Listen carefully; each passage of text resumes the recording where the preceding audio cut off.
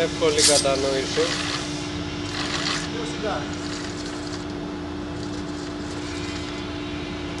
Πλησιάζει στο πέρας.